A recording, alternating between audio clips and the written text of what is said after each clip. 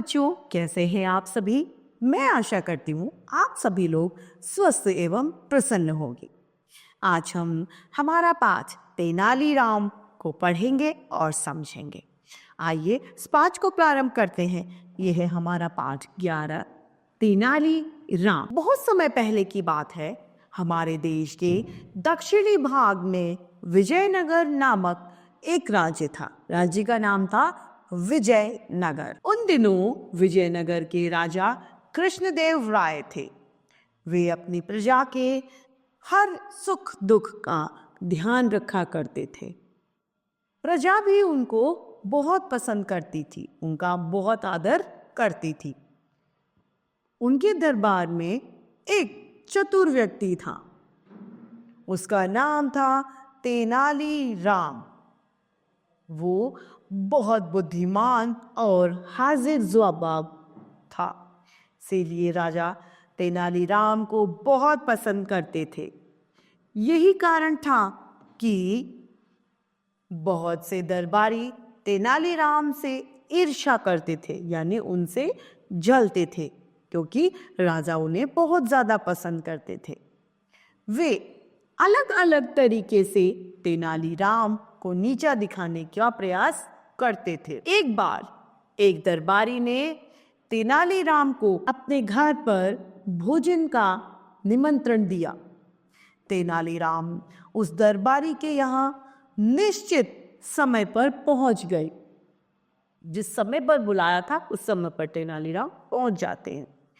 वहां कुछ अन्य दरबारी भी आए हुए थे। सभी लोग भोजन करने बैठ जाते हैं। भोजन करने के पश्चात यानी भोजन करने के बाद उस दरबारी ने खरबूजे मंगवाए। सभी दरबारी खरबूजे खाने लग जाते बैठे। तब उस दरबारी ने तेनालीराम का अपमान करना चाहा। किसका? तेनालीराम का। उसने जितने भी खरबूजे खाए उसके छिलके तेनालीराम के आगे रख दिए।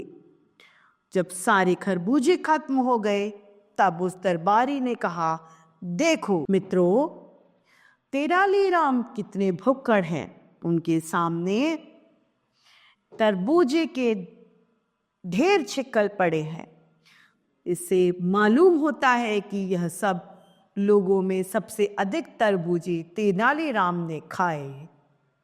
दरबारी की बात सुनकर तेनालीराम मुस्कुराने लगे और दरबारी से तुरंत बोले, माफ कीजिएगा, मुझसे अधिक भुक्कड़ तो आप और आपके मित्र हैं। मैंने तो खरबूजे के गूदे ही खाए हैं और छिकल फेंक दिए, लेकिन आप और आपके मित्रों के सामने एक भी छिलका नहीं है। ऐसा लगता है कि आप लोगों ने खरबूजे के गूदे के साथ साथ छिकल भी खा लिए, यानी मेरे से ज्यादा बड़े भुक्कड़ तो आप हैं। आप मुझसे ज्यादा भूखे हैं। दरबारी ने फिर यूं कुछ नहीं बोला। क्यों? क्योंकि उसको अपनी गलती का एहसास हो गया। उसे मजाक करना उस पर ही भारी पड़ गया, इसीलिए वह आगे कुछ बोल ही नहीं पाया। तो पाठ समाप्त होता है और हमें शिक्षा मिलती है कि सदैव बुद्धि और चातुर्य से अपना कार्य करना चाहिए। आइए इसके शब्द ज्ञान को देखते हैं।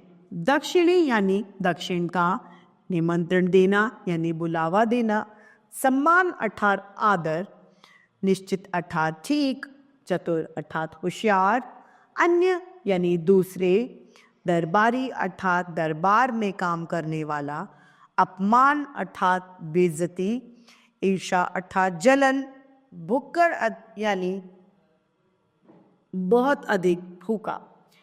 तो इस तरीके से हमारा यह पाठ तेनालीराम समाप्त होता है।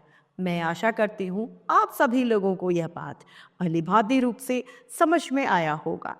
आज के लिए इतना ही, फिर मिलते हैं। धन्यवाद।